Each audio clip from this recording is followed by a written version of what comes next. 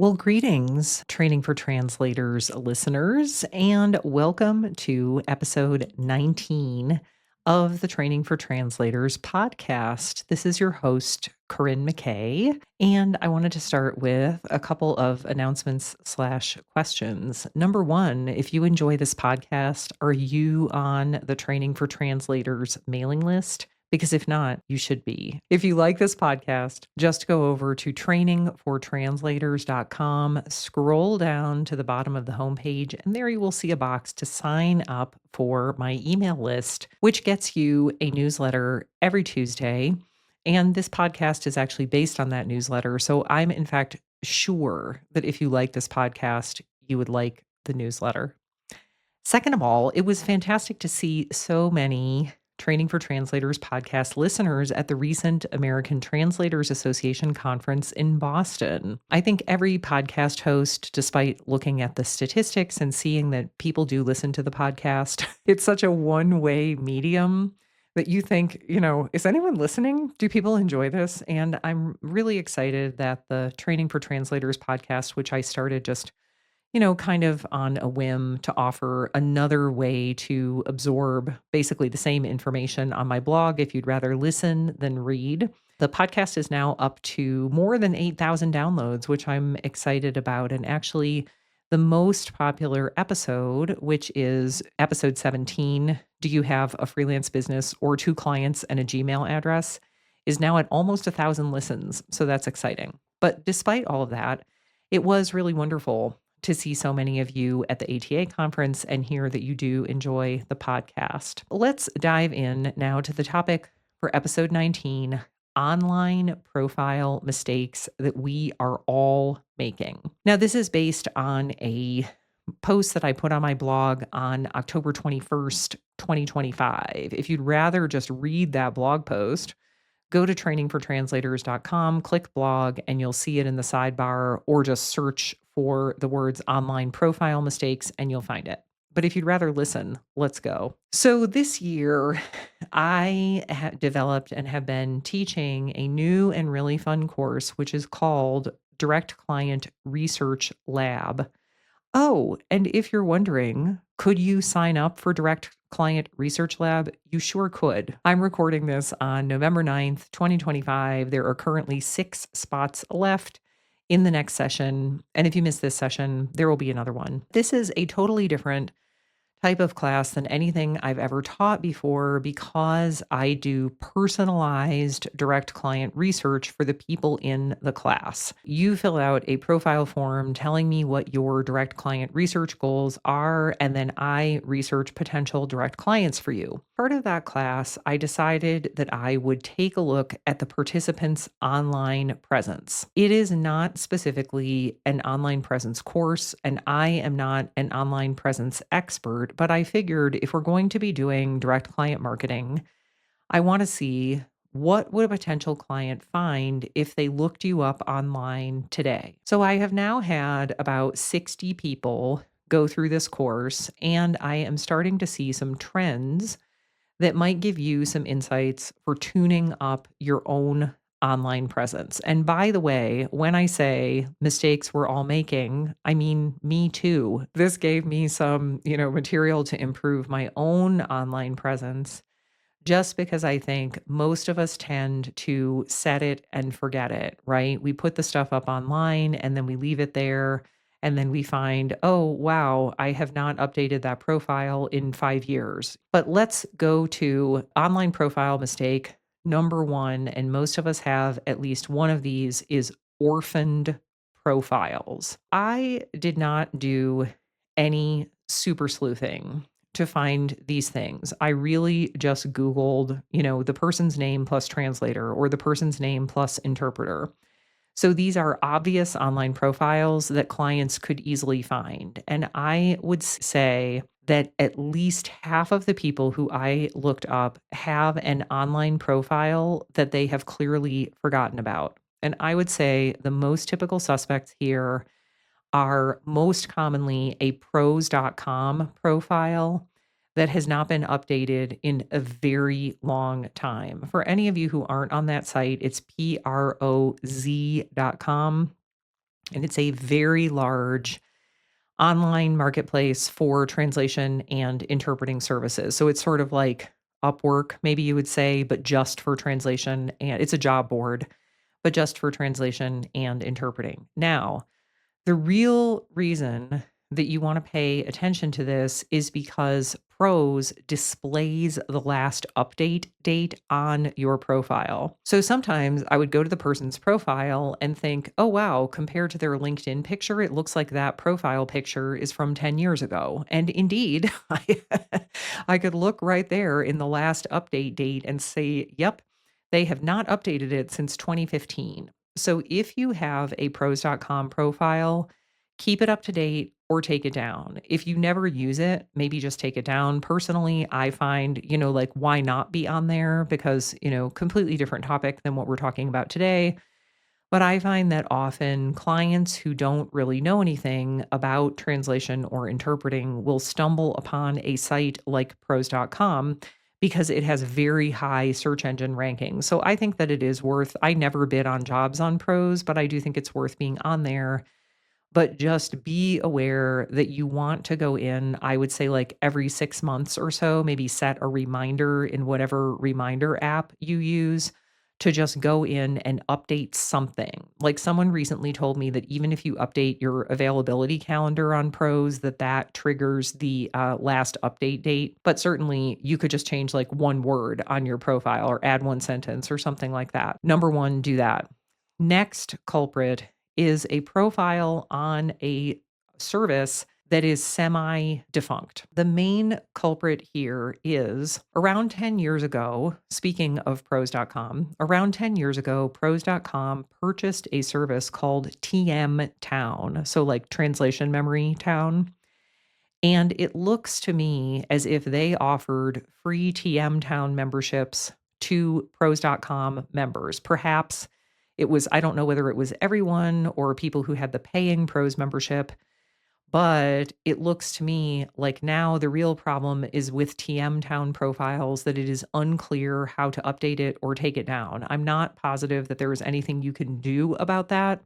But if you have a profile in one of those types of services, go take a look at it. Next culprit, a half finished website on one of these easy website creation platforms like about.me. Now, those are not the worst way to have a website or at least a landing page, but a lot of people either start it and then abandon it, or same problem, they haven't updated it in a very long time, and you look at it and you're like, oh, this is what this person was doing for work 10 years ago. Next issue, not so much an issue of orphaning, but social media accounts that you don't realize are public. I found a lot of people who have public Instagram and Facebook accounts, and it's not that their life is really that scandalous, but they clearly don't realize that clients could see everything that you post there.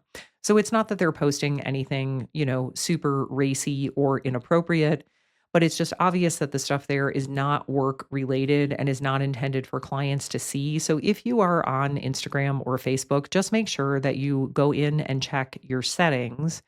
And for example, I intentionally have a public Instagram profile. I know it's public, but for that reason, I don't post anything super personal on there, right? To be honest, it's mostly my foster cats. I will sometimes post travel pictures, but for example, I intentionally do not post identifiable pictures of my family on that account because it's public. So it's not that having public Instagram or Facebook is a bad thing, but a lot of people seem to have forgotten that those accounts are public and that their clients, and for that matter, every other person in the world can see everything that you post there.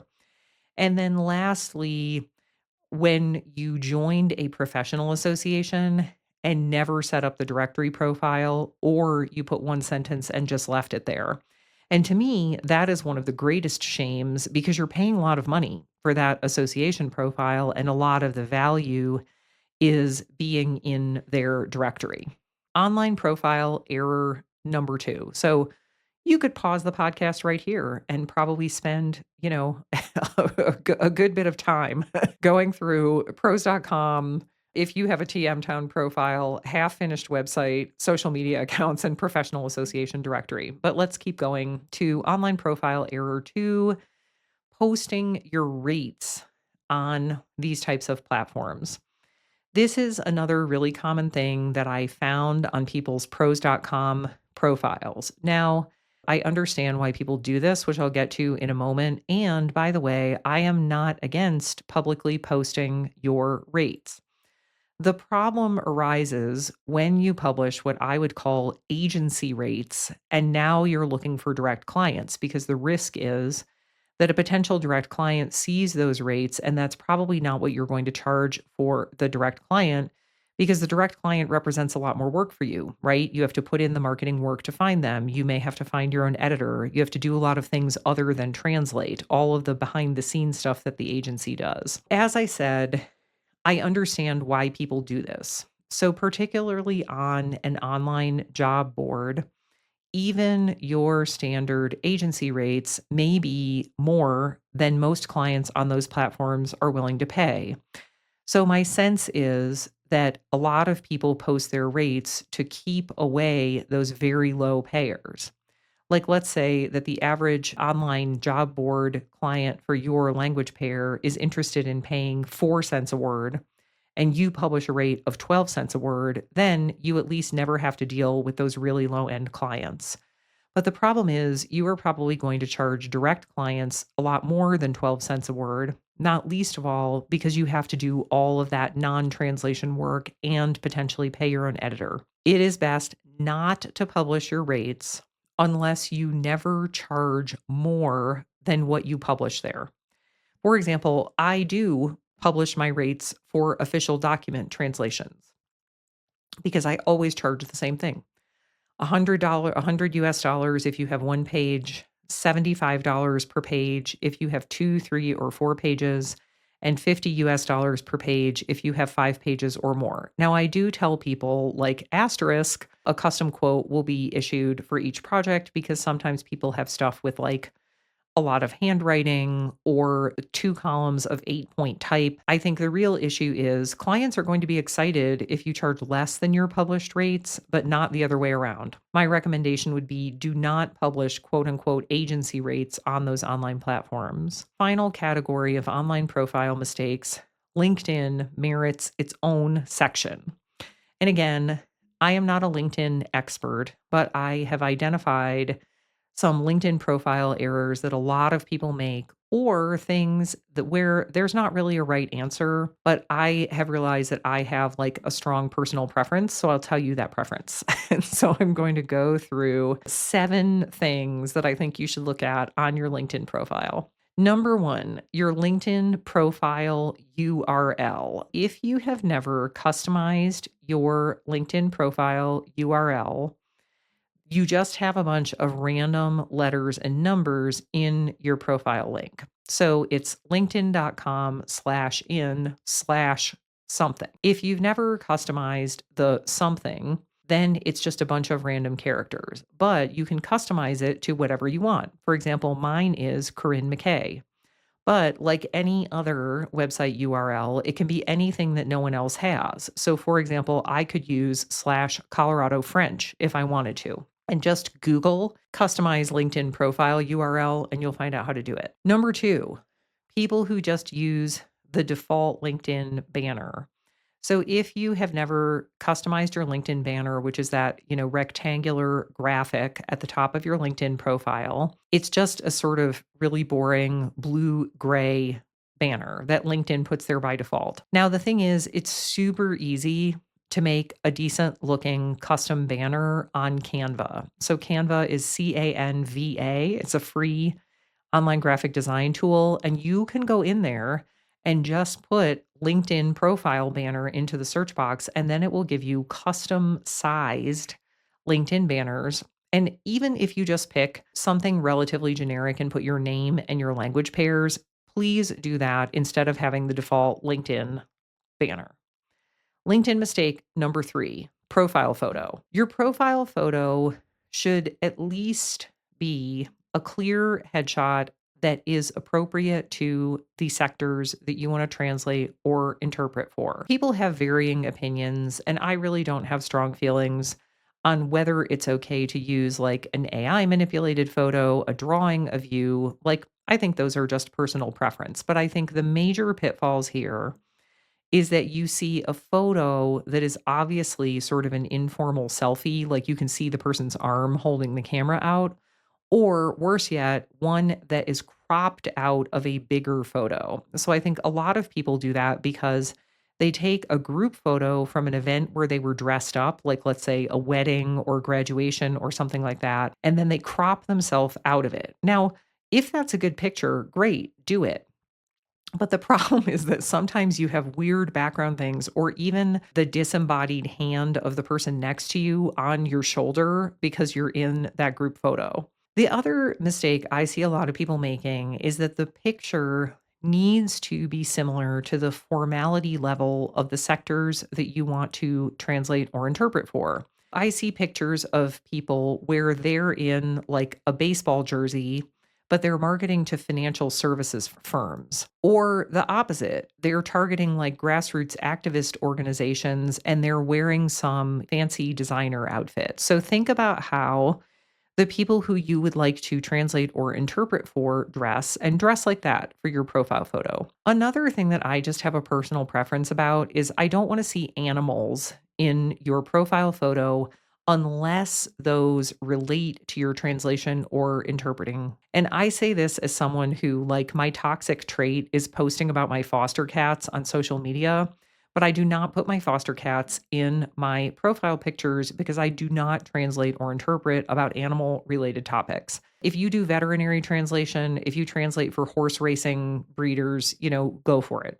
But otherwise, keep your pets out of your profile photo. LinkedIn mistake number 4, headline. Now, this is just a matter of personal preference, but I prefer straightforward LinkedIn headlines, and I also think that they probably do better in the LinkedIn search results. So, as an example, I would much rather see a LinkedIn headline that says French to English translator specializing in the museums sector rather than helping French museums find their English voice. Personally, I think that that more creative tagline is totally fine in the about section on LinkedIn. Like, start out the about section with saying, I help French speaking museums find their English voice. Put it on your business cards, put it on your website. But personally, I think for the LinkedIn headline, I like straightforward. And another one of my preferences is I think that you should spell out your language pairs.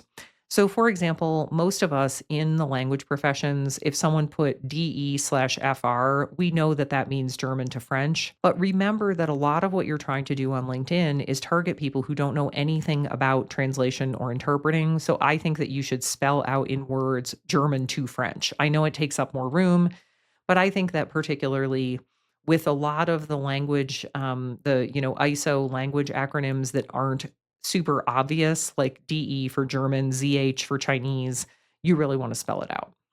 LinkedIn mistake number 5, contact information. By default, LinkedIn now puts a contact information button at the end of your LinkedIn headline.